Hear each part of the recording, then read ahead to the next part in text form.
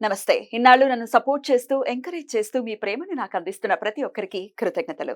అలాగే ఈ వీడియో కూడా ఖచ్చితంగా మీకు ఉపయోగపడుతుంది. లైక్, షేర్ అండ్ సబ్స్క్రైబ్ చేసి మీ సపోర్ట్‌ని నాకు అందించండి. అలాగే ఈ వీడియో పట్ల మీకున్న అభిప్రాయాన్ని కామెంట్ సెక్షన్‌లో కామెంట్ చేసి తెలియజేయండి. ఇప్పుడు వీడియోని చూద్దాం. జీవితంలో రకరకాల సమస్యలతో బాధపడుతున్నారా? ముఖ్యంగా ఆర్థిక సమస్యలతో సతమతమవుతున్నారా?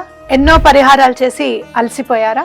మంచి మార్గం దొరకాలని కోరుకుంటున్నారా? అయితే రండి, విశ్వాన్ని ఎలా అడగాలో తెలుసుకుందాం. లా ఆఫ్ అట్రాక్షన్ క్లాసెస్ మీకోసం మన ఛానల్లో. వివరాల కొరకు సంప్రదించండి. నమస్తే, వెల్కమ్ టు అవర్ ఛానల్. నేను పద్మిని. ప్రస్తుతం పాటు ప్రముఖ ఆధ్యాత్మికవేత్త, దత్త ఉపాసకురాలు, శ్రీపాద శ్రీవల్లభ దత్తపీఠం వ్యవస్థాపకురాలు శ్రీమతి లతా దత్త గారు మనతో పాటు ఉన్నారు. మాట్లాడదాం. అక్క నమస్తే. అక్క శ్రీ గురుదత్త. శ్రీ గురుదత్త. అక్క ఎలా ఉన్నారు అక్క? బాగున్నాను పద్మిని. నీ చెవుకమ్మలు బాగున్నాయి. Thank you.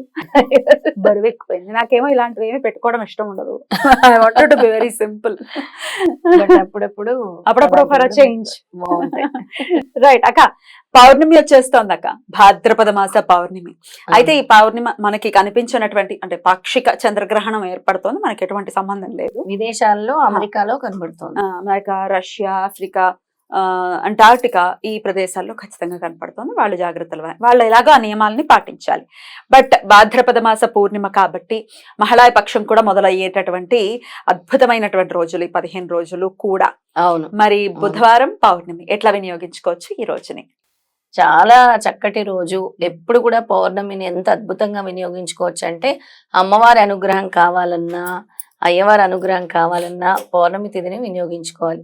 ఆ రోజు ఎటువంటి మంత్రం జపించినా, ఎటువంటి దాన ధర్మాలు చేసినా, ఏదైనా మంచి పని మొదలెట్టినా కూడా సూపర్ సక్సెస్ అని చెప్పొచ్చు. పౌర్ణమికి అంత బలం ఉంటుంది.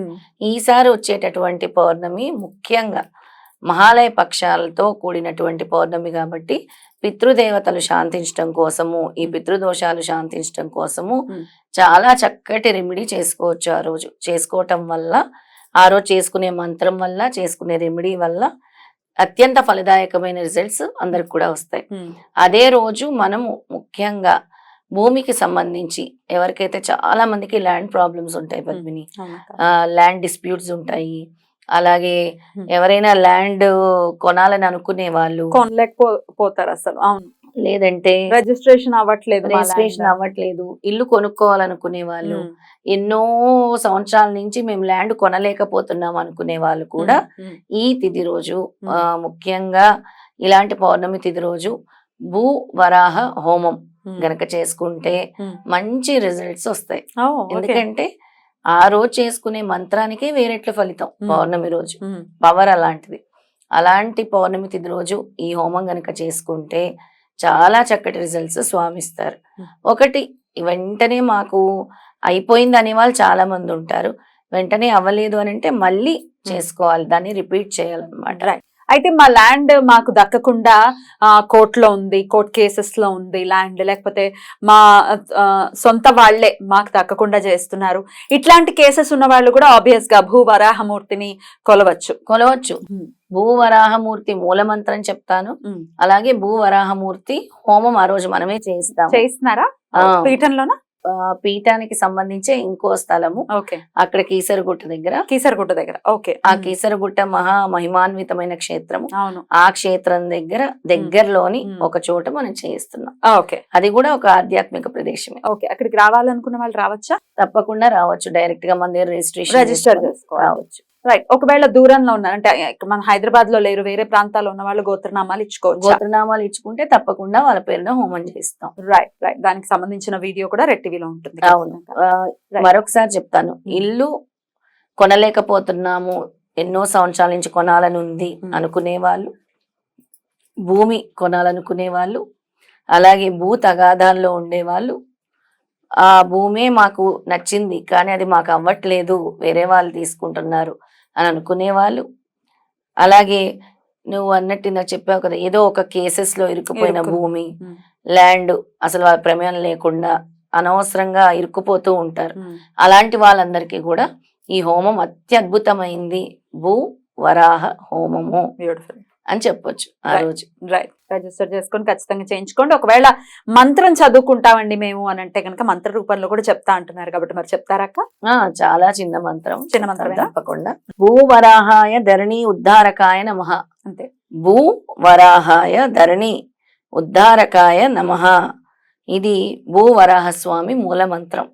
దీన్ని గనక 108 సార్లు జపించుకుంటూ ఉంటే ప్రతిరోజు అంటే ఒక మండలం పాటు వాళ్ళు జపించుకుంటూ ఉంటే తప్పకుండా స్వామి అనుగ్రహం ఉంటుంది. రైట్. దీంతో పాటు హోమం అనేది ఇంకా ఎక్కువ ఫలదాయకం అని చెప్పొచ్చు. హోమంకి ఉండే పవర్ నెక్స్ట్ లెవెల్. హోమమే అసలు అత్యద్భుతము. మంత్రానికి ఉండే పవర్ మంత్రంకి ఉంటుంది, హోమంకి ఉండే పవర్ హోమంకి ఉంటుంది. Right right. అలా రైట్. హోమంలో ఎట్లాంటి క్రతువులు ఉంటాయి అక్క? ఒకసారి దాని గురించి కూడా చెప్పండి. విఘ్నేశ్వరుడి పూజతో మొదలై నవగ్రహ పూజతో మొదలై తర్వాత భూదేవి పూజతో అమ్మవారికి భూదేవికి పూజ ఉంటుంది, తర్వాత వరాహమూర్తి పూజ ఉంటుంది. ఇవన్నీ కూడా శాస్త్రోక్తంగా చేయడానికి ఋత్వికులు ఉన్నారు. ఋత్వికులు వచ్చి జరిపిస్తారు. అది కూడా అన్నవరం క్షేత్రం నుంచి వచ్చి మరీ చేస్తున్నారు. అన్నవరం క్షేత్రం నుంచి వస్తున్నారు, వచ్చి చేస్తున్నారు ఋత్వికులు. అంటే చాలా వైదికంగా జరుగుతుంది. చాలా వైదికంగా జరుగుతుంది. సో రిజిస్టర్ చేసుకున్న వాళ్ళు జస్ట్ వచ్చి హోమంలో కూర్చోటమే, వాళ్ళు ఏం తెచ్చుకోవాల్సిన సామాన్లు తేవటం అన్ని ఏమి లేవు, ఏమి ఉండవు. వాళ్ళు జస్ట్ వచ్చి హోమంలో పార్టిసిపేట్ చేసి వెళ్తామే. రైట్ అక్క. ఇక దత్తారాధన విషయంలో పౌర్ణమికి కూడా చాలా చాలా పవర్ఫుల్ డే డెఫినెట్ గా. మరి ఈ పవర్ఫుల్ డే రోజు దత్తుణ్ణి ఎలా ఆరాధించుకోవాలి, ఆయన నామస్మరణం ఎలా చేసుకుంటూ ఆ పౌర్ణమి రోజు ఆయన కృపకి మనం పాత్రలు అవ్వచ్చక్క? చాలా అసలు మనకందరికి కూడా మహాలయ పక్షాలు అనేవి స్వామి ఇస్తున్న అద్భుతమైన అవకాశం. మళ్ళీ మనం గ్రాటిట్యూడ్ తెలియజేసుకోవడానికి ఈ మహాలయ పక్షాలు ఆ రోజు నుంచి మొదలవుతున్నాయి కాబట్టి ఆ రోజు దానం ధర్మం అంటాం. పశుపక్షాదులకి ఎక్కువగా ఆ రోజు చేస్తే చాలా మంచిది.